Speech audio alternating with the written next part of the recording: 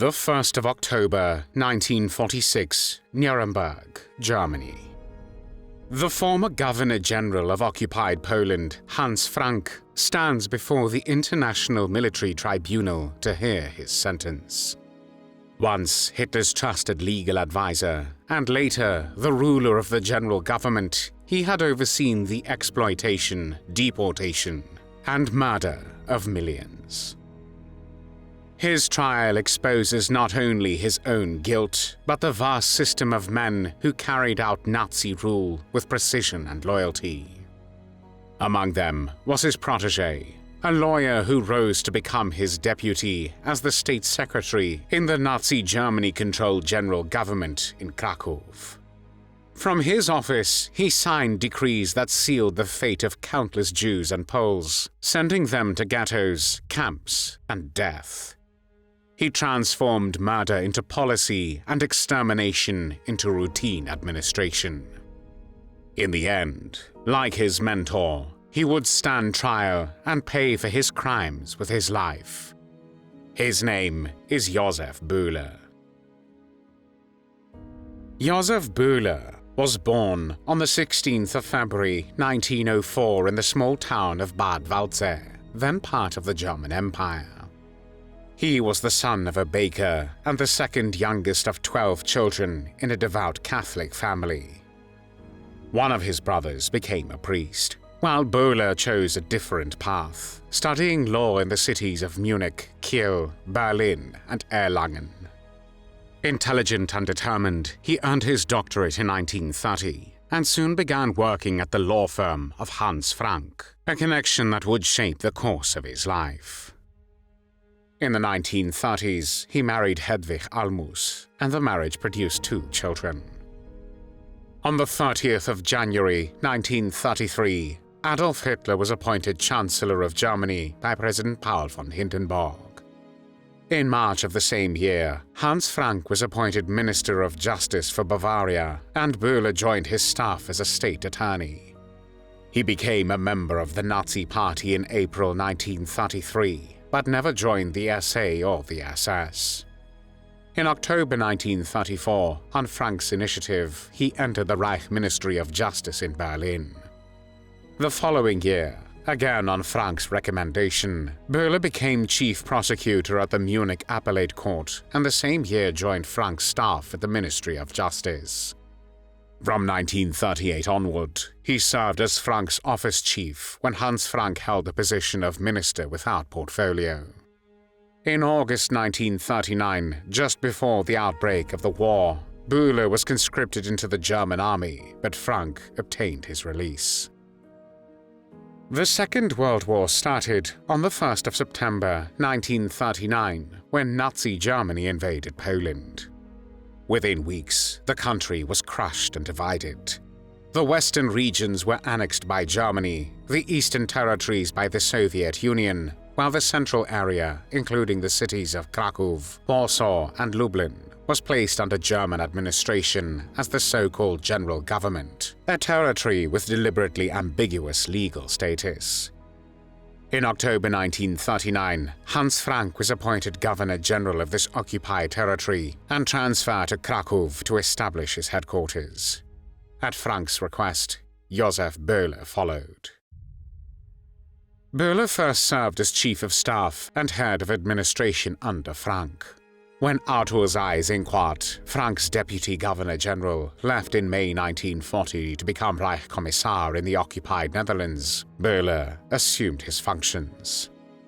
In March 1940, he was appointed State Secretary for the administration of the general government, effectively becoming Frank's chief deputy and representative during his absences. Although Bühler later tried to portray himself as a mere subordinate, surviving documents reveal that he wielded real authority in both administrative and racial policy. In April 1940, Bühler issued strict guidelines instructing German officials to avoid any social contact with Poles or Jews, calling such interaction unworthy and a health risk. He oversaw the training of new administrators and ensured that Nazi racial regulations shaped every aspect of life in German-occupied Poland. In June 1941, his position as Frank's permanent deputy was made official.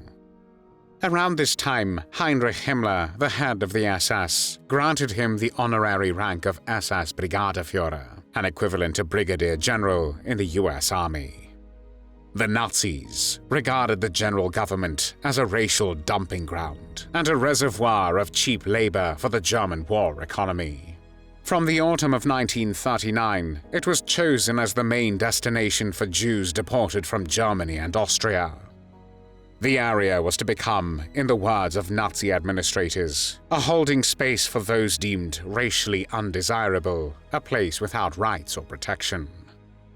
At the top of this brutal hierarchy stood Hans Frank, ruling occupied Poland like a king, with Josef Bühler as his loyal crown prince. As Hans Frank's deputy, Josef Bühler became directly involved in the systematic oppression of the Polish population and jointly responsible for the mass murder of Jews living under German rule. By 1941, the ghettos in cities such as Warsaw, Lublin, and Kraków were overflowing. In October of the same year, the death penalty was introduced for any Jew who left a ghetto without special permission. 2 months later, Frank issued a decree allowing district governors to pardon such offenders. Bühler's clarification in January 1942 made its true purpose brutally clear. The decree was meant to accelerate executions, not delay them, since cases of clemency, in his words, would almost never occur. On the 20th of January 1942, Bühler represented the office of the Governor-General at the Wannsee Conference in Berlin. The meeting, chaired by Reinhard Heydrich, head of the Reich Security Main Office, coordinated what the Nazis called the final solution of the Jewish question, the code name for the systematic and deliberate physical annihilation of the European Jews. According to the minutes, Bühler urged the extermination begin in the general government, insisting that there were no transport problems and that the area's Jews should be dealt with as quickly as possible. He emphasized that of the 2.5 million Jews in the region, the majority were unfit for work. Decades later, at his 1961 trial in Israel, Adolf Eichmann, one of the chief architects of the Holocaust and a participant in the conference, confirmed what Bühler's words had meant, that he was calling for their immediate murder. In the months that followed, the extermination machinery expanded across German-occupied Poland. By early 1943, the destruction of the Jewish population was well underway, and even Nazi officials began to speak openly of their crimes. At a staff meeting in January 1943, Hans Frank spoke openly about the criminal nature of their rule in Poland. Josef Bühler was present when Frank declared, "We must remember that everyone here is listed on Mr. Roosevelt's roster of war criminals. I have the honor of being first on that list. We are therefore accomplices, so to speak, in a world historical event." The remark revealed how deeply the Nazi administration understood its own guilt, even as it continued its crimes. Bühler became entangled in the ongoing power struggle between Frank and the SS leadership, particularly Heinrich Himmler and Reinhard Heydrich, who sought greater control over the general government. Earlier in the occupation, in the spring of 1940, Friedrich Wilhelm Krieger, the higher SS and police leader in the general government, complained to Himmler that Frank had elevated Bühler to the position of deputy governor, placing the civilian administration above the SS and police. Tensions deepened after Bühler's participation in the Wannsee Conference. Yet despite internal rivalries, both branches of authority cooperated in the persecution and murder of Jews and Poles. After the war, Bühler attempted to shift responsibility for mass killings onto Krieger. However, after Krieger was replaced by Wilhelm Kopper in November 1943, Bühler worked closely with the new SS leader. In February 1944, the two agreed that Jewish property would be transferred to the general government's administration once the owners had been murdered.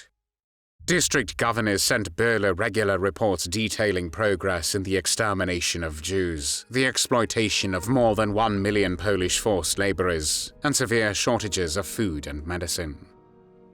In March 1942, Bühler personally informed the governor of Lublin that ghettos and transit camps had been established for Jews deported from Slovakia and Germany.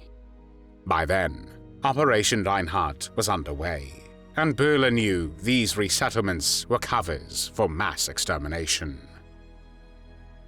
This operation was the Nazi plan to murder all Jews in German-occupied Poland, carried out in extermination camps such as Bełżec, Sobibor, and Treblinka. Overall, 4 million people of the 1939 population of the general government area had lost their lives by the time the Soviet armed forces entered the area in late 1944. On the 18th of January 1945, as Soviet soldiers approached Kraków, Josef Bühler fled the city, abandoning the collapsing administration of the general government. The next day, the Red Army entered Kraków, ending nearly 5 years of German rule. Bühler escaped westward into Germany, but was captured by American troops in the Bavarian town of Schrobenhausen on the 30th of May 1945. He was interned in Nuremberg, where he was later called to testify in the defense of his former superior, Hans Frank, before the International Military Tribunal. On the 23rd of April 1946, Bühler took the stand. His testimony meant to lessen Frank's guilt, instead exposed the deep involvement of both men in the administration of terror.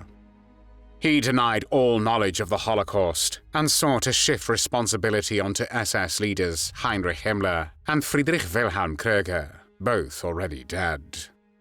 In May 1946, Bühler was extradited by the American authorities to Poland. While in Polish custody, he testified in the trial of Ludwig Fischer, the former Nazi governor of Warsaw, and continued to insist that his role in the general government had been purely technical.